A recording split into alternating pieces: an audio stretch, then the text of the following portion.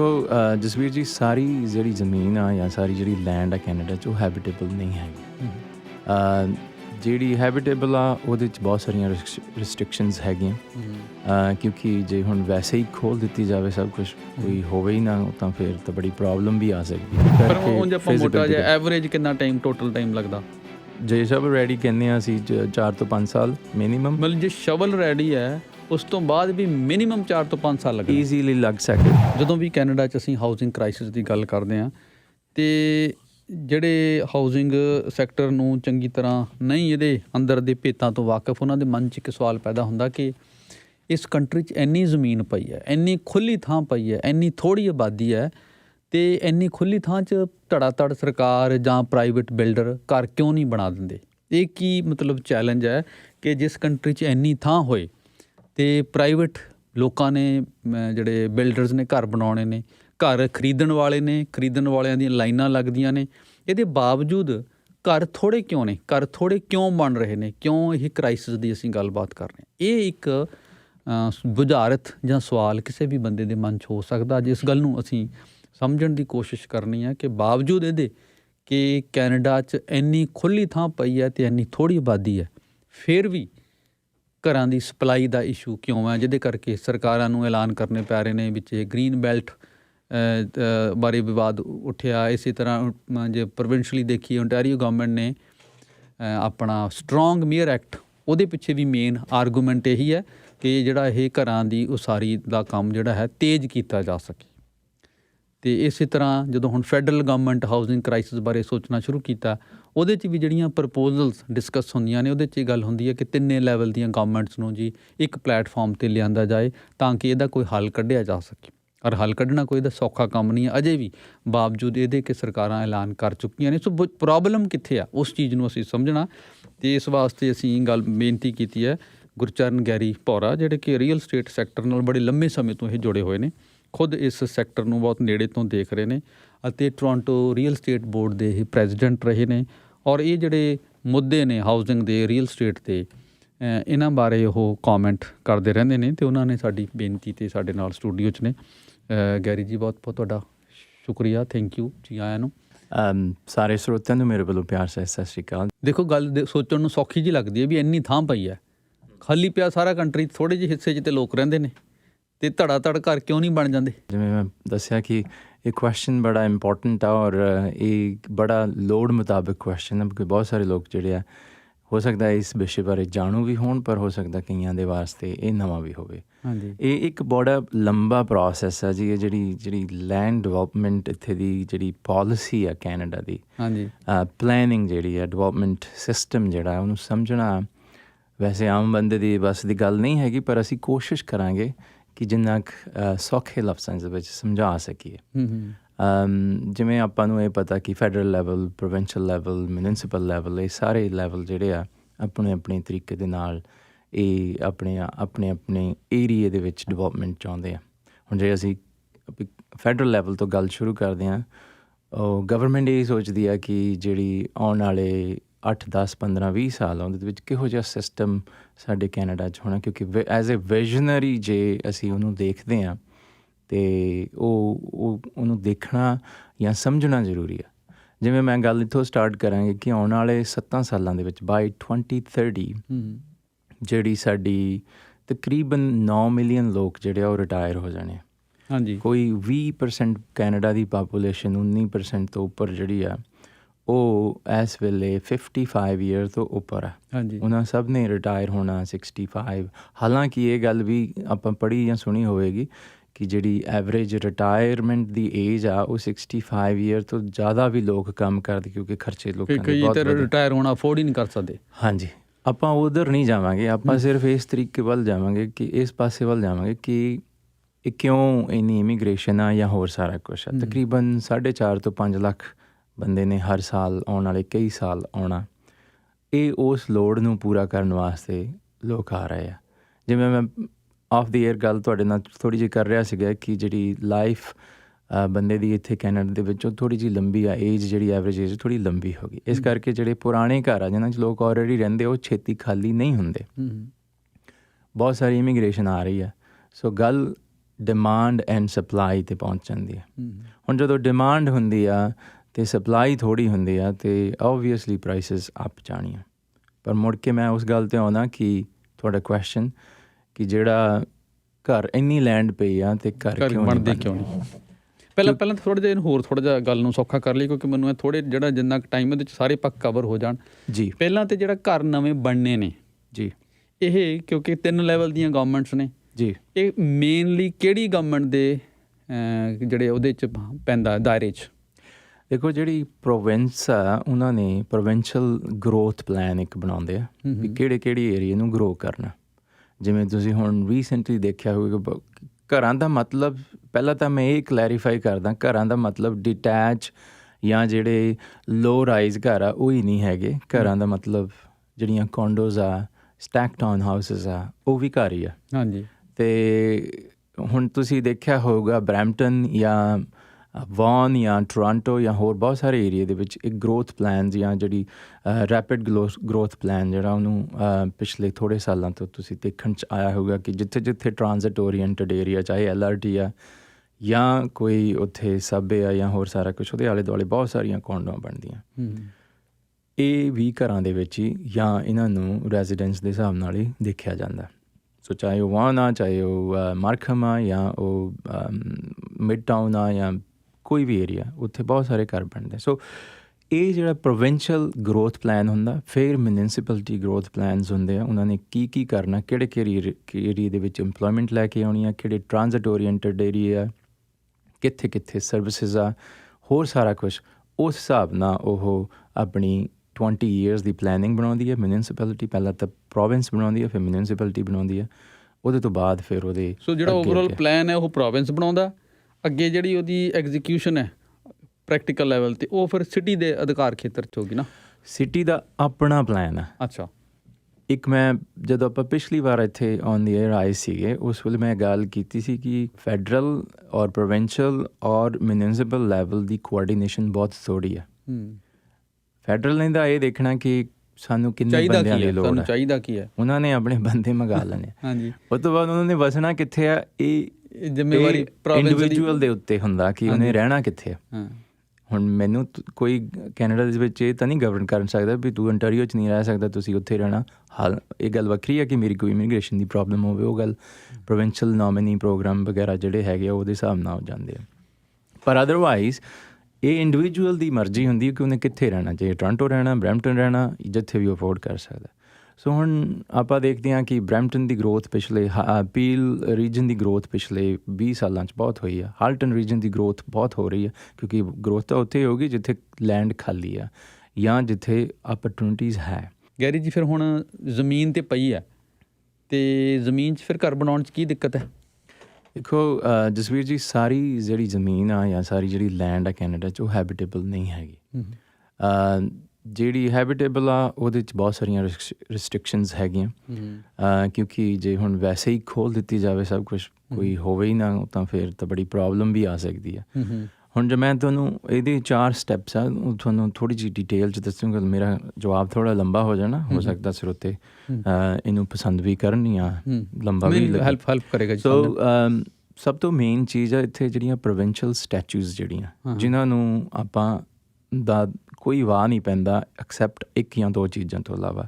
ਪਹਿਲੀ ਜਿਹੜੀ ਸਟੈਚੂ ਜਿਹੜੀ ਪ੍ਰੋਵਿੰਸ ਦੇ ਵਿੱਚ ਹੈਗੀ ਆ ਉਹ ਹੈਗੀ ਓਕ ਰਿਜਸ ਮਰੀਨ ਕੰਜ਼ਰਵੇਸ਼ਨ ਐਕਟ। ਇਹ 2001 'ਚ ਆਇਆ ਸੀ। ਪਲੇਸਿਸ ਟੂ ਗਰੋ ਐਕਟ ਜਿਹੜਾ 2005 'ਚ ਆਇਆ ਸੀ। ਇਹ ਸਟੈਚੂਜ਼ ਆ ਸਾਰੇ। ਪਲੈਨਿੰਗ ਐਕਟ ਉਹਦਾ ਸ਼ਾਇਦ ਬਹੁਤੇ ਲੋਕਾਂ ਨੂੰ ਪਤਾ ਹੋਵੇ, ਉਹ ਵੀ ਅਪਲਾਈ ਕਰਦਾ। ਫਿਰ ਆਪਣਾ ਗ੍ਰੀਨ ਬੈਲਟ ਐਕਟ ਜਿਹੜਾ 2005 'ਚ ਆਇਆ ਸੀ, ਜਿਹਦੇ ਬਾਰੇ ਹੁਣ ਗੱਲਬਾਤ ਹੋ ਰਹੀ ਹੈ। ਸੋ ਬੇਸਿਕਲੀ ਆਪਾਂ ਕਹਿ ਲਈਏ ਸੌਖੇ ਸ਼ਬਦਾਂ 'ਚ ਕਾਨੂੰਨ ਨੇ ਜਿਹੜੇ ਬਣੇ ਹੋਏ। ਹਾਂ, ਸਟੈਚੂਜ਼ ਆ ਪੂਰੇ ਪ੍ਰੋਵਿੰਸ ਦੇ। ਅਤੇ ਫਿਰ ਹੈਗਾ Niagara Escarpment plan and development act. ਇਸ ਤੋਂ ਇਲਾਵਾ Ontario planning and development act 1994। ਸਭ ਤੋਂ ਪਹਿਲਾਂ ਇਹ ਲਾਗੂ ਹੁੰਦੇ ਆ ਜਿੱਥੇ ਸਾਰੀਆਂ ਚੀਜ਼ਾਂ। ਉਹ ਤੋਂ ਬਾਅਦ ਪ੍ਰੋਵਿੰਸ਼ੀਅਲ ਪਾਲਿਸੀਜ਼ ਹੈਗੀਆਂ, ਉਹਦੇ ਵਿੱਚ ਓਕ ਰਿਜਸ ਮਰੀਨ ਕੰਜ਼ਰਵੇਸ਼ਨ ਪਲਾਨ ਆ ਜਾਂਦਾ, ਗਰੋਥ ਪਲਾਨ ਆ ਜਾਂਦੀ ਹੈ ਜਿਵੇਂ ਮੈਂ ਪਹਿਲਾਂ ਗੱਲ ਕੀਤੀ ਹੈ। ਫਿਰ ਪ੍ਰੋਵਿੰਸ਼ੀਅਲ ਪਾਲਿਸੀ ਸਟੇਟਮੈਂਟ ਜਾਂ ਪ੍ਰੋਵਿੰਸ਼ੀਅਲ ਇੰਟਰਸਟ, ਫਿਰ ਗ੍ਰੀਨ ਬੈਲਟ ਦੇ ਥੱਲੇ ਹੋਰ ਗ੍ਰੀਨ ਬੈਲਟ ਦੀਆਂ ਅੱਗੇ ਪਲੈਨਿੰਗਸ ਆ, ਨਿਆਗਰਾ ਐਸਕਾਰਪਮੈਂਟ ਪਲਾਨਸ ਆ, ਦ ਪਾਰਕਵੇ ਬੈਲਟ ਵੈਸਟ ਪਲਾਨ, ਇਹ ਸਾਰੇ ਪ੍ਰੋਵਿੰਸ਼ੀਅਲ ਪਾਲਿਸੀਜ਼ ਆ ਕਿ ਕੀ ਹੁਣ ਅੱਗੇ ਕਰਨਾ, ਇਹਨਾਂ ਦੇ ਅੰਦਰ ਕੀ ਹੋ ਸਕਦਾ। ਮੈਂ ਹੁਣ ਇਹਨੂੰ ਸੌਖੇ ਸ਼ਬਦਾਂ 'ਚ ਟਰਾਂਸਲੇਟ ਕਰਦਾ ਆਮ ਬੰਦੇ ਦੀ ਭਾਸ਼ਾ 'ਚ ਕਿ ਜਿਹੜੀ ਜ਼ਮੀਨ ਸਾਨੂੰ ਖੁੱਲੀ ਪਈ ਲੱਗਦੀ ਉਹ ਖੁੱਲੀ ਜ਼ਮੀਨ ਨਹੀਂ ਹੈ, ਉਹ ਇਹਨਾਂ ਅਲੱਗ-ਅਲੱਗ ਕਾਨੂੰਨਾਂ ਦੇ ਜ਼ਰੀਏ ਪ੍ਰੋਟੈਕਟਡ ਆ ਤੇ ਉਹਦੇ 'ਚ ਕੋਈ ਐ ਨਹੀਂ ਹੈ ਵੀ ਜੇ ਕੋਈ ਵੀ ਜਾ ਕੇ ਘਰ ਬਣਾ ਲੇਗਾ। ਬਿਲਕੁਲ ਉਹਨਾਂ ਨੂੰ ਉਸ ਜ਼ਮੀਨ ਨੂੰ ਉਹਦੇ 'ਚ ਘਰ ਬਣਾਉਣ ਲਈ ਬਹੁਤ ਕੁਝ ਕਾਨੂੰਨੀ ਤੌਰ ਤੇ ਬਦਲਣਾ ਪੈਂਦਾ। ਬਹੁਤ ਸਾਰੀ ਲੈਂਡ ਐਗਰੀਕਲਚਰ ਜ਼ੋਨਿੰਗ ਵਾਲੀ ਹੈ, ਪਰ ਉਹਨਾਂ ਦੇ ਆਲੇ ਦੁਆਲੇ ਬਹੁਤ ਸਾਰੀਆਂ ਚੀਜ਼ਾਂ ਹੋਰ ਵੀ ਲੱਗੀਆਂ ਹੋਈਆਂ। ਕਈ ਬਿਲਕੁਲ ਕਲੀਨ ਲੈਂਡ ਹੈਗੀ ਆ ਜਿਹਨੂੰ ਅਸੀਂ ਕਲੀਨ ਲੈਂਡ ਬੋਲਦੇ ਹਾਂ, ਪਰ ਉਹ ਜਿਹੜੀ ਆ ਉਹਦੇ ਵਿੱਚ ਐਗਰੀਕਲਚਰ ਜ਼ੋਨਿੰਗ ਆ, ਉਹਨੂੰ ਚੇਂਜ ਕਰਨੇ ਦਾ ਇੰਨਾ ਸੌਖਾ ਪ੍ਰੋਸੈਸ ਨਹੀਂ ਹੈਗਾ। ਉਹਦੇ ਵੱਲ ਅਸੀਂ ਜਾ ਰਹੇ ਹਾਂ। ਉਹ ਤੋਂ ਅਗਲਾ ਜਿਹੜਾ ਸਾਡਾ ਮੇਨ ਜਿਹੜਾ ਤੀਜੀ ਜਗ੍ਹਾ ਬਾਰੇ ਮੈਂ ਗੱਲ ਕਰਨੀ ਉਹ ਹੈਗੀਆਂ ਮਿਊਨਿਸਪੈਲਿਟੀਜ਼। ਹੁਣ ਮਿਊਨਿਸਪੈਲਿਟੀਜ਼ ਜਿਹੜੀਆਂ ਇੱਕ ਸਿੰਗਲ ਟਾਇਰ ਆ, ਜਿਵੇਂ ਸਿੰਗਲ ਟਾਇਰ ਮਿਊਨਿਸਪੈਲਿਟੀ ਹੋ ਗਈ ਸਿਟੀ ਆਫ ਟੋਰਾਂਟੋ ਜਾਂ ਸਿਟੀ ਆਫ ਹੈਮਿਲਟਨ, ਇਹ ਇੰਡੀਵਿਜੂਅਲ ਸਿਟੀ ਆ, ਇਹ ਆਪਣੀ ਮਿਊਨਿਸਪੈਲਿਟੀ ਦੇ ਨਾਲ ਜੋ ਮਰਜ਼ੀ ਕਰ ਸਕਦੇ ਆ ਜੇ ਇਹਨਾਂ ਦੀ ਕੌਂਸਲ ਕੁਛ ਪਾਸ ਕਰਦੀ ਹੈ as per under provincial acts and ਹੋਰ ਜਿਹੜੀ ਉਹਨਾਂ ਨੂੰ ਫੋਲੋ ਕਰਦੇ ਹੋਏ। ਦੂਜੀ ਟੀਅਰ ਜਿਹੜੀ ਇਹਦੀ ਹੈਗੀ ਆ ਉਹ ਅਪਰ ਟੀਅਰ ਮਿਊਨਿਸਪੈਲਿਟੀ ਆ, ਜਿਵੇਂ ਰੀਜਨ ਹੋ ਜਾਂਦੇ, ਜਿਵੇਂ ਪੀਲ ਹੋ ਗਿਆ, ਹਾਂ ਜਿਵੇਂ ਪੀਲ ਰੀਜਨ ਹੋ ਗਿਆ, ਹਾਲਟਨ ਰੀਜਨ ਹੋ ਗਿਆ ਜਾਂ ਸਿਮਕੋ ਹੋ ਗਿਆ। ਇਹ ਪਹਿਲਾਂ ਰੀਜਨ ਆਉਂਦਾ, ਉਹ ਤੋਂ ਬਾਅਦ ਫਿਰ ਮਿਊਨਿਸਪੈਲਿਟੀ ਆਉਂਦੀ ਹੈ, ਜਿਵੇਂ ਬਰੈਂਪਟਨ ਹੋ ਗਈ, ਮਿਸਿਸਾਗਾ ਹੋ ਗਈ, ਕੈਲਡਨ ਹੋ ਗਿਆ। ਇਹ ਮਿਊਨਿਸਪੈਲਿਟੀਜ਼ ਆ ਗਈਆਂ। ਇਹ ਟੂ ਟੀਅਰਸ ਆ ਇਸ ਵੇਲੇ, ਕਿਉਂਕਿ ਹੋ ਸਕਦਾ ਆਉਣ ਵਾਲੇ ਸਾਲਾਂ 'ਚ ਇਹ ਬਦਲ ਵੀ ਜਾਣ। ਉਹ ਤੋਂ ਬਾਅਦ ਫਿਰ ਲੈਂਡ ਯੂਜ਼ ਕੰਟਰੋਲਸ ਆਉਂਦੇ ਆ, ਫਿਰ ਸਬ ਡਿਵੀਜ਼ਨ ਕੰਟਰੋਲ ਆਉਂਦਾ। ਉਹ ਸਬ ਡਿਵੀਜ਼ਨ ਕੰਟਰੋਲ ਤੋਂ ਪਹਿਲਾਂ ਮਿਊਨਿਸਪੈਲਿਟੀ ਨੇ ਆਪਣਾ 20 ਸਾਲਾਂ ਦਾ, 5 ਸਾਲਾਂ ਦਾ, 10 ਸਾਲਾਂ ਦਾ ਪਲਾਨ ਬਣਾਉਣਾ ਹੁੰਦਾ। ਜਿਵੇਂ ਤੁਸੀਂ ਬਰੈਂਪਟਨ ਨੂੰ ਦੇਖਦੇ ਹੋ, ਆਪਾਂ ਬਰੈਂਪਟਨ ਦੀ ਐਗਜ਼ਾਮਪਲ ਲੈਂਦੇ ਹਾਂ। ਮੈਂ ਬਰੈਂਪਟਨ 'ਚ ਰਹਿੰਦਾ, ਸ਼ਾਇਦ ਤੁਸੀਂ ਵੀ ਬਰੈਂਪਟਨ 'ਚ ਰਹਿੰਦੇ ਹੋਵੋਗੇ। ਜਿਵੇਂ ਆਪਾਂ ਦੇਖਦੇ ਹਾਂ ਬਰੈਂਪਟਨ ਤੋਂ 25-30 ਸਾਲ ਪਹਿਲਾਂ ਥੋੜ੍ਹਾ ਜਿਹਾ ਛੋਟਾ ਸੀ, ਹੁਣ ਐਕਸਪੈਂਡ ਹੋ ਗਿਆ। ਹੋਰ ਪੂਰੇ ਦਾ ਪੂਰਾ ਹਾਈਵੇ 50 ਵਾਲੀ ਸਾਈਡ ਦੇਖੋ, ਉੱਥੇ ਹਜੇ ਲੈਂਡ ਖਾਲੀ ਜ਼ਰੂਰ ਪਈ ਲੱਗਦੀ ਹੈ, ਪਰ ਉਹ ਸੈਕੰਡਰੀ ਪਲਾਨ ਜਾਂ ਹੋਰ ਅੱਗੇ ਜਿਹੜੇ ਉਹਨਾਂ ਦੇ ਪਲਾਨ ਆ ਉਹਨਾਂ ਦੇ ਵਿੱਚ ਆਈ ਹੋਈ ਆ। ਸੈਕੰਡਰੀ ਪਲਾਨ ਦੇ ਵਿੱਚ ਜਾ ਕੇ ਇਹ ਕਮਰਸ਼ੀਅਲ ਹੋਣੀ ਆ, ਰੈਜ਼ੀਡੈਂਸ਼ੀਅਲ ਹੋਣੀ ਆ, ਰੈਜ਼ੀਡੈਂਸ਼ੀਅਲ ਹੋਈ ਆ ਅਤੇ ਉਹਦੇ ਵਿੱਚ ਮਿਡ ਰਾਈਜ਼ ਹੋਣੀ ਆ, ਹਾਈ ਰਾਈਜ਼ ਹੋਣੀ ਆ, ਕਿਸ ਤਰ੍ਹਾਂ ਦੇ ਤਰੀਕੇ ਉਹਦੇ ਵਿੱਚ ਹੋਣੀ ਆ। ਜੇ ਕਮਰਸ਼ੀਅਲ ਆ ਅਤੇ ਉਹਦੇ ਵਿੱਚ ਉਹ ਇੰਡਸਟਰੀਅਲ ਹੋਣੀ ਆ, ਜਾਂ ਉਹਦੇ ਵਿੱਚ ਹੋਰ ਆਫਿਸਿਸ ਬਣਨੇ ਆ, ਜਾਂ ਹੋਰ ਸਾਰਾ ਕੁਛ। ਇਹ ਸਿਟੀ ਪਲਾਨ ਕਰਦਾ ਆਪਣੀ ਪਾਪੂਲੇਸ਼ਨ ਦੀ ਗਰੋਥ ਦੇ ਹਿਸਾਬ ਦੇ ਨਾਲ। ਉਸ ਤੋਂ ਅੱਗੇ ਜਾ ਕੇ ਫਿਰ ਜਿਹੜੀਆਂ ਜ਼ੋਨਿੰਗ ਵਗੈਰਾ ਚੇਂਜਸ ਹੁੰਦੀਆਂ ਜਾਂ ਮਾਈਨਰ ਜ਼ੋਨਿੰਗ ਚੇਂਜਸ ਹੋਣੀਆਂ, ਕਿਸੇ ਨੇ ਕੀ ਬਣਾਉਣਾ ਉਹਦੇ ਲਈ ਪਲਾਨ ਸਬਮਿਟ ਹੁੰਦੇ ਆ। ਇਹ ਐਡਾ ਲੰਬਾ ਪ੍ਰੋਸੈਸ ਆ। ਇਹ ਹੋ ਸਕਦਾ ਜਿਹੜੀ ਤੁਹਾਨੂੰ ਅੱਜ ਲੈਂਡ ਪਈ ਕਿਤੇ ਦਿਸਦੀ ਆ, ਹੋ ਸਕਦਾ ਉਹ ਅੱਜ ਤੋਂ 50 ਸਾਲਾਂ ਬਾਅਦ ਡਿਵੈਲਪ ਹੋਣੀ ਹੋਵੇ, ਅਤੇ ਹੋ ਸਕਦਾ ਉਹ ਅੱਜ ਤੋਂ 5 ਸਾਲਾਂ ਬਾਅਦ ਵੀ ਹੋ ਸਕਦੀ ਹੈ, ਕਿਉਂਕਿ ਡਿਪੈਂਡ ਕਰਦਾ ਲੈਂਡ ਹੈ ਕਿੱਥੇ, ਲੋਕੇਸ਼ਨ ਕਿੱਥੇ, ਅਤੇ ਸਿਟੀ ਦਾ ਪਲਾਨ ਕੀ ਹੈ। ਸਿਟੀ ਦਾ ਪਲਾਨ ਕੀ ਹੈ। ਕਈ ਵਾਰੀ ਅਸੀਂ ਰੀਅਲ ਸਟੇਟ ਕਰਦੇ ਹਾਂ, ਕਈ ਵਾਰੀ ਸਾਨੂੰ ਜਿਹੜੇ ਸੈਲਰ ਉਹ ਕਹਿੰਦੇ ਆ, ਭਾਅ ਜੀ ਸਾਡੇ ਤਾਂ ਨਾਲ ਹੀ ਆ ਗਈ ਜਿਹੜੀ ਆਪਣੀ ਹੈਗੀ ਆ ਡਿਵੈਲਪਮੈਂਟ, ਬਸ ਨਾਲ ਦਾ ਲੋਟ ਛੱਡ ਕੇ ਉੱਥੇ ਆ ਗਈ ਆ, ਸਾਡੀ ਪ੍ਰਾਈਸ ਇੰਨੀ ਹੋਣੀ ਚਾਹੀਦੀ ਆ, ਜਾਂ ਸਾਡੀ ਵੀ ਆ ਜਾਣੀ ਆ ਵਿੱਚ। ਪਰ ਕਈ ਵਾਰੀ ਇਹ ਨਹੀਂ ਪਤਾ ਹੁੰਦਾ ਕਿ ਜਿੱਥੇ ਤੱਕ ਉਹਨਾਂ ਦੀ ਰੈਜ਼ੀਡੈਂਸ਼ੀਅਲ ਆਲਰੇਡੀ ਸਿਟੀ ਦੀ ਆ ਗਈ ਆ, ਉਹੀ ਉਹਦੀ ਬਾਉਂਡਰੀ, ਉਹ ਤੋਂ ਅੱਗੇ ਡਿਫਰੈਂਟ ਬਾਉਂਡਰੀ ਸ਼ੁਰੂ ਹੋ ਜਾਂਦੀ ਹੈ। ਉਹਦਾ ਪਲਾਨ ਕੋਈ ਹੈ ਹੀ ਨਹੀਂ। ਜਿਵੇਂ ਹੁਣ ਮੇਫੀਲਡ 'ਤੇ ਆਮ ਤੌਰ 'ਤੇ ਜਿਹੜਾ Brampton, city of Brampton the plan, ਜਿਹੜੀ ਬਾਉਂਡਰੀ ਖਤਮ ਹੋ ਗਈ, ਅੱਗੇ ਕੈਲਡਨ ਸ਼ੁਰੂ ਹੋ ਗਿਆ। ਹੋ ਸਕਦਾ ਹੁਣ ਤਾਂ ਚਲੋ ਕੈਲਡਨ ਦੇ ਕਾਫੀ ਪਲਾਨ ਹੁਣ ਰੀਸੈਂਟਲੀ ਆਏ ਆ, ਪਰ ਅੱਜ ਤੋਂ 25 ਸਾਲ ਪਹਿਲਾਂ ਕੈਲਡਨ ਦਾ ਇੱਧਰਲੀ ਸਾਈਡ 'ਤੇ ਕੋਈ ਖਾਸ ਐਡਾ ਪਲਾਨ ਨਹੀਂ ਸੀ। ਫਿਰ ਉਹਨਾਂ ਨੇ ਆਪਣੀ ਪਲੈਨਿੰਗ ਕਰਕੇ ਡਿਵੈਲਪਮੈਂਟ ਕੀਤੀ, ਕਿਉਂਕਿ ਸਰਵਿਸਿਜ਼ ਬਹੁਤ ਸਾਰੀਆਂ ਨੇੜੇ ਇੱਧਰਲੀ ਸਾਈਡ 'ਤੇ ਹੈਗੀਆਂ। ਸੋ ਇੱਦਾਂ ਹੀ ਹੋਰ ਬਹੁਤ ਸਾਰੇ ਛੋਟੇ ਟਾਊਨ ਆ ਜਿਨ੍ਹਾਂ ਦੇ ਵਿੱਚ ਬਾਉਂਡਰੀ ਉਹਨਾਂ ਦੀ ਖਤਮ ਹੋ ਜਾਂਦੀ ਆ, ਜਾਂ ਉਹਨਾਂ ਦੀ ਪਲੈਨਿੰਗ ਨਹੀਂ ਹੁੰਦੀ ਆਉਣ ਵਾਲੇ 20 ਸਾਲ ਤੱਕ ਉਸ ਏਰੀਏ ਨੂੰ ਵਧਾਉਣ ਦੀ।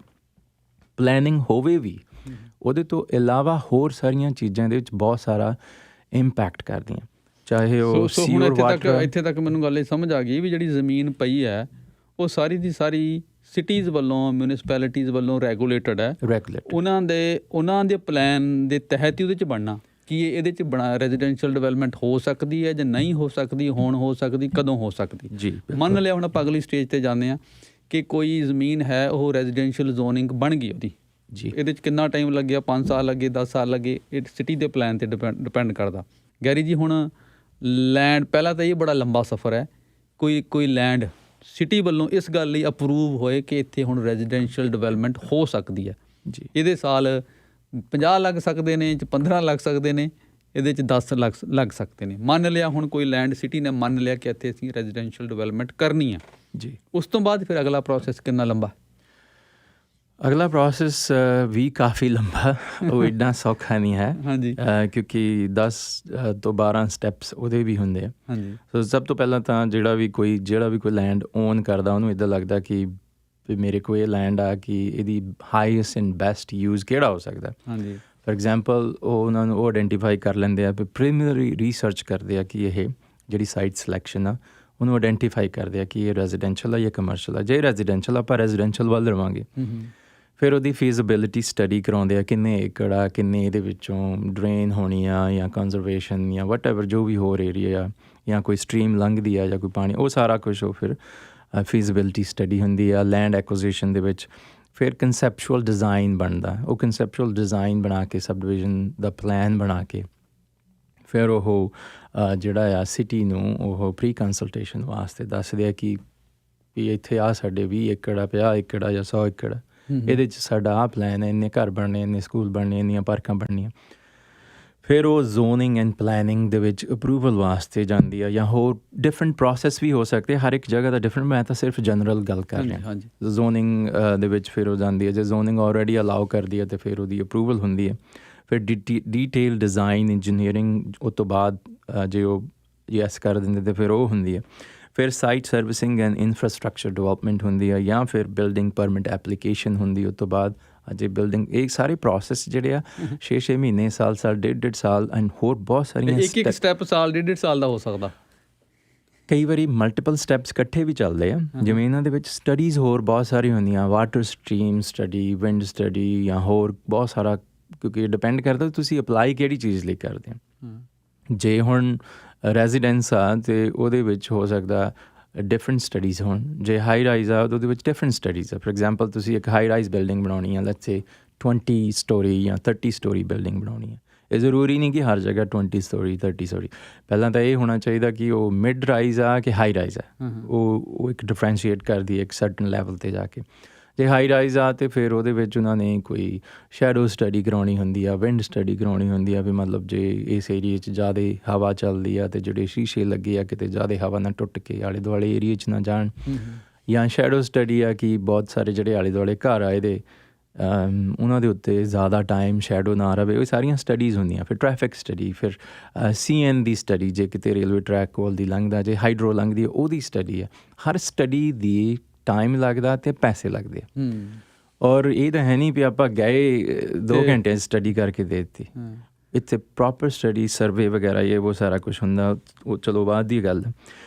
ਫਿਰ ਕੰਸਟਰਕਸ਼ਨ ਸਟਾਰਟ ਹੁੰਦੀ। ਉਸ ਤੋਂ ਬਾਅਦ ਬਿਲਡਿੰਗ ਪਰਮਿਟ ਤੋਂ ਬਾਅਦ, ਐਪਲੀਕੇਸ਼ਨ ਤੋਂ ਬਾਅਦ ਉਹਨੂੰ ਟਾਈਮ ਲੱਗਦਾ। ਫਿਰ ਉਹਦੀਆਂ ਫੀਸਾਂ ਭਰੀਆਂ ਜਾਂਦੀਆਂ। ਫਿਰ ਕੰਸਟਰਕਸ਼ਨ ਸਟਾਰਟ ਹੁੰਦੀ ਹੈ। ਰੈਜ਼ੀਡੈਂਸ਼ੀਅਲ ਕੰਸਟਰਕਸ਼ਨ ਨੂੰ ਸਾਲ ਤੋਂ 1.5 ਸਾਲ ਜਾਂ 2 ਸਾਲ ਵੀ ਲੱਗ ਸਕਦੇ। ਜਿਹੜੀ ਹਾਈ ਰਾਈਜ਼ ਰੈਜ਼ੀਡੈਂਸ਼ੀਅਲ ਆ ਉਹ ਸਮਵੇਅਰ ਅਰਾਊਂਡ 3 to 5, 8 ਈਅਰਸ ਵੀ ਲੱਗ ਜਾਂਦੇ, ਡਿਪੈਂਡ ਲੋਕੇਸ਼ਨ ਕਿੱਥੇ ਆ। ਜਿੱਥੇ ਥੋੜ੍ਹੀ ਜਿਹੀ ਟ੍ਰੈਫਿਕ ਜ਼ਿਆਦਾ ਆ ਜਾਂ ਉੱਥੇ ਪ੍ਰਬੰਧ ਜ਼ਿਆਦਾ ਕਰਨਾ ਪੈਂਦਾ, ਉੱਥੇ ਹੋ ਸਕਦਾ ਲੰਬਾ ਟਾਈਮ ਲੱਗੇ। ਫਿਰ ਆਕੂਪੈਂਸੀ ਹੁੰਦੀ ਆ ਜਿਹੜੀਆਂ ਹਾਈ ਰਾਈਜ਼ ਬਿਲਡਿੰਗਾਂ। ਫਿਰ ਉਸ ਤੋਂ ਬਾਅਦ ਜਾ ਕੇ ਆਪਣੀ ਜਿਹੜੀ ਉਹਦੀ ਪੋਜੈਸ਼ਨ ਮਿਲਦੀ ਆ। ਪੋਜੈਸ਼ਨ ਤੋਂ ਬਾਅਦ ਉਹਦੀ ਜਿਹੜੀ ਰਜਿਸਟ੍ਰੇਸ਼ਨ ਹੁੰਦੀ ਹੈ। ਸੋ ਫਿਰ ਇਹਦੇ ਤੋਂ ਵੀ ਪਹਿਲਾਂ ਇੰਸਪੈਕਸ਼ਨਸ ਐਂਡ ਅਪਰੂਵਲਸ ਐਂਡ ਹੋਰ ਬੜਾ ਕੁਛ ਹੈ। ਸੋ ਇਹ ਇੱਕ ਲੰਬਾ ਪ੍ਰੋਸੈਸ ਆ। ਜੇ ਕਿਸੇ ਨੇ ਅਪਰੂਵਲ ਕਰਾਉਣੀ ਆ ਤਾਂ 2 ਤੋਂ 3 ਸਾਲ ਉਹਦੇ ਵੀ ਲੱਗ ਜਾਂਦੇ। ਸੋ ਐਵਰੇਜ ਜ਼ਮੀਨ, ਪਹਿਲੀ ਗੱਲ ਤਾਂ ਜ਼ੋਨਿੰਗ ਤੱਕ ਪਹੁੰਚਣਾ ਹੀ ਬਹੁਤ ਲੰਬਾ ਕੰਮ ਹੈ। ਉੱਥੇ ਤੁਸੀਂ ਪਹੁੰਚ ਕੇ ਉੱਥੋਂ ਲੈ ਕੇ ਘਰ ਰੈਡੀ ਹੋਣ ਤੱਕ ਜੀ ਖਰੀਦਣ ਵਾਲਿਆਂ ਤੱਕ ਇਹ ਐਵਰੇਜ ਕਿੰਨਾ ਕੁ ਟਾਈਮ ਲੱਗ ਜਾਂਦਾ? ਜਿਹਨੂੰ ਅਸੀਂ ਸ਼ਵਲ ਰੈਡੀ ਜ਼ਮੀਨ ਕਹਿੰਦੇ ਹਾਂ ਵੀ ਸਾਰਾ ਕੁਛ ਅਪਰੂਵ ਹੋਇਆ, ਬਸ ਹੁਣ ਪਰਮਿਟ ਲੈ ਕੇ ਸ਼ੁਰੂ ਕਰਨਾ, ਉਹਨੂੰ ਵੀ ਸਟੂਟਿੰਗ ਕਰਦਿਆਂ ਨੂੰ 2 ਸਾਲ ਐਟਲੀਸਟ 2 ਸਾਲ ਤੋਂ 5 ਸਾਲ ਲੱਗ ਜਾਂਦੇ ਆ। 5 ਵੀ ਲੱਗ ਸਕਦੇ ਆ, 2 ਵੀ ਲੱਗ ਸਕਦੇ ਆ। ਜਿਹੜੀ ਸ਼ਵਲ ਰੈਡੀ ਆ, ਜਿਹੜੀ ਜਿੱਦਾਂ ਸਾਡੀ ਰੀਅਲ ਸਟੇਟ ਲੈਂਗੁਏਜ ਦੇ ਵਿੱਚ ਅਸੀਂ ਸ਼ਵਲ ਰੈਡੀ ਲੈਂਡ ਕਹਿੰਦੇ ਹਾਂ ਵੀ ਰੈਡੀ ਟੂ ਕੰਸਟਰਕਸ਼ਨ ਵਾਸਤੇ। ਪਰ ਉਹ ਸਾਰੇ ਪਰਮਿਟ ਵਗੈਰਾ ਤਾਂ ਲੈਣੇ ਪੈਣੇ ਨਾ, ਸਟੱਡੀਆਂ ਤਾਂ ਕਰਨੀਆਂ ਪੈਣੀਆਂ। ਹਾਂ, ਉਹ ਜੇ ਕਿਸੇ ਨੇ ਸਟੱਡੀ ਕਰਵਾਈ ਹੋਈ ਆ then it could be 6 months 8 months and ਕਈ ਵਾਰੀ ਪਲਾਨ ਚੇਂਜ ਵੀ ਕਰ ਲੈਂਦੇ। ਕਿਉਂਕਿ ਲੈਟਸ ਸੇ ਤੁਸੀਂ ਵੇਚ ਰਹੇ ਆ, ਤੁਸੀਂ ਉੱਥੇ ਸੋਚਿਆ ਕਿ ਮੈਂ 4 ਘਰ ਬਣਾਉਣੇ ਆ ਅਤੇ ਪਰ ਮੈਂ ਲਈ ਆ, ਮੈਨੂੰ ਲੱਗਦਾ ਕਿ ਉਹ ਮੈਨੂੰ ਫਿਜ਼ੀਬਲ ਨਹੀਂ ਹੈਗੀ। ਹੋ ਸਕਦਾ ਮੈਂ ਉੱਥੇ ਟਾਊਨ ਹਾਊਸ ਬਣਾਉਣੇ ਹੁਣ, ਉੱਥੇ ਮੇਰੇ 10 ਬਣ ਜਾਣੇ ਹੁਣ, ਕਿਉਂਕਿ ਮੈਨੂੰ ਉਹਦੇ 'ਚ ਜ਼ਿਆਦਾ ਫਾਇਦਾ। ਸੋ ਫਿਰ ਮੈਂ ਉਹ ਸਾਰਾ ਪ੍ਰੋਸੈਸ ਦੁਬਾਰਾ ਕਰੂੰਗਾ, ਉਹਦੇ ਲਈ ਟਾਈਮ ਹੋਰ ਲੱਗੂਗਾ। ਸੋ ਇਟ ਡਿਪੈਂਡਸ, ਕਿਉਂਕਿ ਅੱਜ ਕੱਲ੍ਹ ਲੈਂਡ ਬਹੁਤ ਮਹਿੰਗੀ ਹੋ ਗਈ ਹੈ, ਇਸ ਪਰ ਕਰਕੇ ਉਂਝ ਆਪਾਂ ਮੋਟਾ ਜਿਹਾ ਐਵਰੇਜ ਕਿੰਨਾ ਟਾਈਮ ਟੋਟਲ ਟਾਈਮ ਲੱਗਦਾ? ਜੇ ਸਭ ਰੈਡੀ ਕਹਿੰਦੇ ਹਾਂ ਅਸੀਂ 4 ਤੋਂ 5 ਸਾਲ ਮਿਨੀਮਮ। ਮਤਲਬ ਜੇ ਸ਼ਵਲ ਰੈਡੀ ਹੈ ਉਸ ਤੋਂ ਬਾਅਦ ਵੀ ਮਿਨੀਮਮ 4 ਤੋਂ 5 ਸਾਲ ਲੱਗਣੇ ਈਜ਼ੀਲੀ ਲੱਗ ਸਕਦੇ। ਦੋ ਦੇ ਨਾਲ ਵੀ ਕਈ ਜਗ੍ਹਾ ਹੁੰਦੀ ਹੈ, ਡਿਪੈਂਡ ਕਰਦਾ ਤੁਸੀਂ ਬਣਾਉਣਾ ਕੀ ਆ। ਹੁਣ ਮੇਰੀ, ਜੇ ਤੁਸੀਂ ਮੈਨੂੰ ਇਸ ਗੱਲ ਲਈ ਕੋਟ ਨਾ ਕਰਿਓ ਕਿ ਜੇ ਮੈਂ 4 ਸਾਲ ਕਿਹਾ ਜਾਂ 2 ਸਾਲ ਕਿਹਾ, ਹੋ ਸਕਦਾ ਹਰ ਇੱਕ ਲੈਂਡ ਡਿਫਰੈਂਟ। ਠੀਕ ਹੈ, ਆਪਾਂ ਸਮਝਦੇ ਹਾਂ, ਪਰ ਇਟ ਇਜ਼ ਨਾਟ 1.5 ਸਾਲ ਜਾਂ ਮਹੀਨੇ, 1.5 ਮਹੀਨੇ 'ਚ ਨਹੀਂ ਹੁੰਦਾ, ਸਾਲਾਂ ਦੇ ਹਿਸਾਬ ਨਾਲ ਟਾਈਮ ਲੱਗਦਾ। This is what I wanted to say, ਕਾਫੀ ਲੰਬਾ ਟਾਈਮ ਲੱਗਦਾ। ਸੋ ਇਸ ਕਰਕੇ ਜਿਹੜਾ ਆਪਾਂ ਕਹਿੰਦੇ ਹਾਂ ਕਿ ਅੱਜ ਜੇ ਹੁਣ ਮੰਨ ਲਿਆ ਅੱਜ ਕਿਤੇ ਗਵਰਨਮੈਂਟ ਨੇ ਅਨਾਊਂਸ ਵੀ ਕਰ ਦਿੱਤਾ ਕਿ ਅਸੀਂ ਘਰ ਬਣਾਉਣੇ ਨੇ, ਅਤੇ ਉਹ ਘਰ ਹੋ ਸਕਦਾ ਜਿਹੜੀ ਅੱਜ ਅਨਾਊਂਸਮੈਂਟ ਕੀਤੀ ਗਈ ਹੈ ਉਹ ਘਰ ਬਣਨ 10 ਸਾਲ ਤੱਕ ਬਣਨ। ਪ੍ਰੋਵਿੰਸ ਆਫ ਅੰਟਾਰੀਓ ਨੇ ਹੁਣ ਪਿੱਛੇ ਜਿਹਾ ਕਿਹਾ ਸੀਗਾ ਪਿਛਲੇ ਸਾਲ ਕਿ ਉਹਨਾਂ ਨੇ 50,000 ਘਰ ਬਣਾਉਣੇ ਆ। ਉਹ ਜਿਹੜੀ ਲੈਂਡ ਜਿਹੜਾ ਹੁਣ ਅੱਜ ਕੱਲ੍ਹ ਰੌਲਾ ਚੱਲ ਰਿਹਾ, ਹਾਂਜੀ, ਉਹ ਪਾਉਣੀ ਆ ਉਹਦੇ ਵਿੱਚ, ਅਤੇ ਹੁਣ ਉਹ ਸਟਾਰਟ ਕਰੂਗੇ, ਅਤੇ ਹੋਰ ਸਾਰੀਆਂ ਮਿਊਨਿਸਪੈਲਿਟੀ ਹੁਣ ਪ੍ਰੋਵਿੰਸ ਨੇ ਅਨਾਊਂਸ ਕਰ ਦਿੱਤਾ ਫੋਰ ਐਗਜ਼ਾਮਪਲ, ਕਿਉਂਕਿ ਉਹ ਤਾਂ ਚਾਹੁੰਦੇ ਆ ਕਿ ਘਰ ਬਣਾਓ, ਕਿਉਂਕਿ we are in crisis of this. ਪਰ ਜਿੱਥੇ ਬਣਾਉਣੇ ਆ, ਕੀ ਉਹਦਾ ਸੀਵਰੇਜ ਸਿਸਟਮ ਉਹਨੂੰ ਹੈਂਡਲ ਕਰ ਸਕਦਾ? ਉਹਦੇ ਪੰਪਿੰਗ ਸਟੇਸ਼ਨ ਉਹਨੂੰ ਹੈਂਡਲ ਕਰ ਸਕਦੇ ਕਿ ਨਹੀਂ? 50,000 ਘਰ ਦੇ ਲਈ ਬਹੁਤ ਸਾਰੀ ਪੰਪਿੰਗ ਸਟੇਸ਼ਨਸ ਦੀ ਲੋੜ ਆ। ਹੋ ਸਕਦਾ ਇੱਕ ਬਣਨਾ ਹੋਵੇ ਪੰਪਿੰਗ ਸਟੇਸ਼ਨ, 2 ਬਣਨੇ ਹੋਣ ਉਸ ਏਰੀਏ ਦੇ ਵਿੱਚ, ਕਿਉਂਕਿ ਜਿਹੜੀ ਸਾਡੀ ਸੀਵਰੇਜ ਆ, ਟ੍ਰੇਨ ਸਾਡਾ ਇੱਦਾਂ ਦਾ ਲੈਂਡ ਦਾ ਕਿ ਕਿਸੇ ਪਾਸੇ ਨੂੰ, ਜਿਹਨੂੰ ਪੰਜਾਬੀ 'ਚ ਆਪਾਂ ਇਹ ਕਹਿੰਦੇ ਹਾਂ ਕਿ ਢਾਲ ਨਹੀਂ ਹੈਗੀ ਪ੍ਰੋਪਰ, ਜਾਂ ਉਹਨੂੰ ਜਿਹੜਾ ਸਾਰਾ ਜਿਹੜਾ ਸੀਵਰੇਜ ਦਾ ਵਾਟਰ ਆ ਉਹਨੂੰ ਕਿੱਦਾਂ ਕੱਢਣਾ ਉੱਥੋਂ, ਨਹੀਂ ਤਾਂ ਹੜ੍ਹਾਂ ਦੀ ਸਥਿਤੀ ਹੋ ਜਾਂਦੀ ਹੈ। ਕਿਉਂਕਿ ਹੁਣ ਲੈਟਸ ਸੇ ਖਾਲੀ ਲੈਂਡ ਪਈ ਆ, ਉਹਦਾ ਪਾਣੀ ਜਿਹੜਾ ਸਾਰਾ ਧਰਤੀ ਦੇ ਅੰਦਰ ਜਾ ਰਿਹਾ ਜਦੋਂ ਮੀਂਹ ਪੈ ਰਿਹਾ ਜਾਂ ਸਨੋ ਖੁਰ ਰਹੀ ਆ। ਪਰ ਜਦੋਂ ਹੀ ਉੱਥੇ ਘਰ ਬਣ ਗਏ, ਉਹ 50% ਏਰੀਆ ਉਹ ਕਵਰ ਹੋ ਜਾਣਾ, 30-40% ਜਿਹੜਾ ਘਰਾਂ ਦੇ ਨਾਲ ਕਵਰ ਹੋ ਗਿਆ, ਪਲੱਸ ਕਿਸੇ ਨੇ ਡਰਾਈਵੇ ਬਣਾ ਲਿਆ, ਕਿਸੇ ਨੇ ਹੋਰ ਕਈ ਚੀਜ਼ਾਂ, ਉਹ ਸਾਰਾ ਅੰਦਰ ਪਾਣੀ ਨਹੀਂ ਜਾਣਾ। ਉਹ ਜਿਹੜਾ ਪਾਣੀ ਸਾਰਾ ਉਹ ਫਲੋ। ਸੋ ਕਹਿਣ ਦਾ ਮਤਲਬ ਹੈ ਵੀ ਜਿਵੇਂ ਆਉਂਦੇ ਹਾਂ ਸਾਊਥ ਏਸ਼ੀਆ 'ਚੋਂ ਆਏ, ਅਸੀਂ ਸੋਚਦੇ ਵੀ ਕਿਤੇ ਵੀ ਖਾਲੀ ਥਾਂ ਲੈ ਕੇ ਉੱਥੇ ਘਰ ਬਣਾ ਲਓ, ਉਸ ਤਰ੍ਹਾਂ ਦਾ ਕੰਮ ਨਹੀਂ ਹੈ ਇੱਥੇ। ਘਰ ਬਣਨ ਦਾ ਜਿਹੜਾ ਕੰਮ ਹੈ ਬਹੁਤ ਕੰਪਲੀਕੇਟਡ ਅਤੇ ਲੰਬਾ, ਅਤੇ ਇਹਦੇ 'ਚ ਸਾਲਾਂ ਦੇ ਸਾਲ ਲੱਗ ਜਾਂਦੇ ਨੇ। ਅਤੇ ਔਰ ਗਵਰਨਮੈਂਟ ਵੀ ਕੋਈ ਇੱਕ ਨਹੀਂ ਲੈਵਲ ਦੀ ਗਵਰਨਮੈਂਟ ਨਹੀਂ ਹੈ। ਫਿਰ ਸਿਟੀ ਲੈਵਲ ਦੇ 'ਚ ਕਿਹਾ ਜਾਂਦਾ ਕਿ ਬੜਾ ਬਿਊਰੋਕਰੈਟਿਕ ਤੰਤਰ ਹੈ, ਬੜਾ ਰੈੱਡ ਟੇਪ ਹੈ, ਅਤੇ ਉਹ ਜਿਹੜਾ ਕੰਮ ਹੈ ਫਾਈਲਾਂ ਘੁੰਮਦੀਆਂ ਰਹਿੰਦੀਆਂ ਨੇ। ਬੇਸਮੈਂਟ ਦੀ ਇੰਸਪੈਕਸ਼ਨ ਹੀ ਘੱਟੋ ਘੱਟ 8-8 ਮਹੀਨੇ ਲਾਉਂਦੀ ਹੈ। ਜੀ ਬਿਲਕੁਲ। ਮੈਂ ਜਿਹੜੀ ਚੀਜ਼ ਹੁਣ ਆਪਾਂ ਸਾਰੀ ਡਿਸਕਸ ਕੀਤੀ ਆ, ਇਹ ਸਾਰੀ ਰੈੱਡ ਟੇਪ ਆ। ਆਪਾਂ ਇਹ ਵੀ ਕਹਿੰਦੇ ਹਾਂ, ਅਸੀਂ ਵੀ ਲੌਬੀ ਕਰਦੇ ਹਾਂ ਕਿ ਰੈੱਡ ਟੇਪ ਜਿਹੜੀ ਇਹਨੂੰ ਸਲੋ ਕੀਤਾ ਜਾਵੇ, ਘਟਾਇਆ ਜਾਵੇ।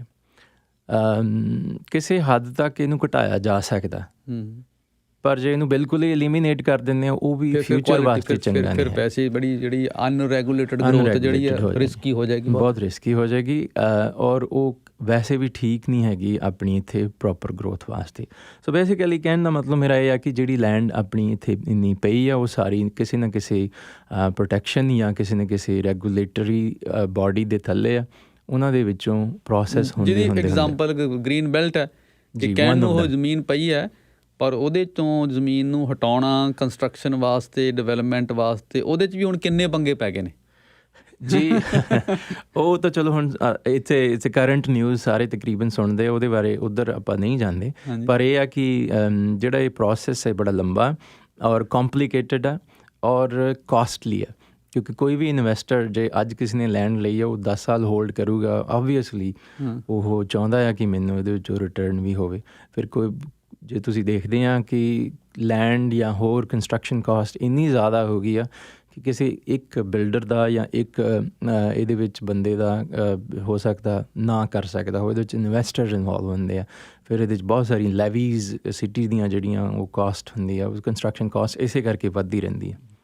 ਸੋ ਗੈਰੀ ਜੀ, ਖੈਰ ਇਹ ਟੌਪਿਕ ਤਾਂ ਹੈ, ਮਤਲਬ ਉਹਦੀ ਇਕੱਲੀ ਚੀਜ਼ ਤਾਂ ਅਸੀਂ ਐਕਸਪਲੇਨ ਨਹੀਂ ਕਰ ਸਕਦੇ ਇੰਨੇ ਕੁ ਟਾਈਮ 'ਚ, ਪਰ ਮੇਰਾ ਖਿਆਲ ਹੈ ਕਿ ਥੋੜ੍ਹੀ ਜਿਹੀ ਸੈਂਸ ਇਹ ਜ਼ਰੂਰ ਸਾਨੂੰ ਦਿੰਦਾ ਕਿ ਵੀ ਇਹ ਕੰਮ ਇੰਨਾ ਈਜ਼ੀ ਨਹੀਂ ਹੈ ਜਿੰਨਾ ਸਾਨੂੰ ਦੇਖ ਕੇ ਲੱਗਦਾ ਕਿ ਖਾਲੀ ਥਾਂ ਪਈ ਹੈ। ਖਾਲੀ ਇੱਥੇ ਕੁਛ ਨਹੀਂ ਹੈ, ਕੋਈ ਨਾ ਕੋਈ ਓਨ ਕਰਦਾ ਔਰ ਕੋਈ ਨਾ ਕੋਈ ਪ੍ਰੋਸੈਸ ਹੈਗਾ, ਕਿਸੇ ਨਾ ਕੋਈ ਐਕਟ ਹਰ ਲੈਂਡ ਦੇ ਟੁਕੜੇ ਨੂੰ ਪ੍ਰੋਟੈਕਟ ਕਰ ਰਿਹਾ ਜੀ, ਚਾਹੇ ਉਹ ਰੈਜ਼ੀਡੈਂਸ਼ੀਅਲ ਆ ਜਾਂ ਐਗਰੀਕਲਚਰ ਆ।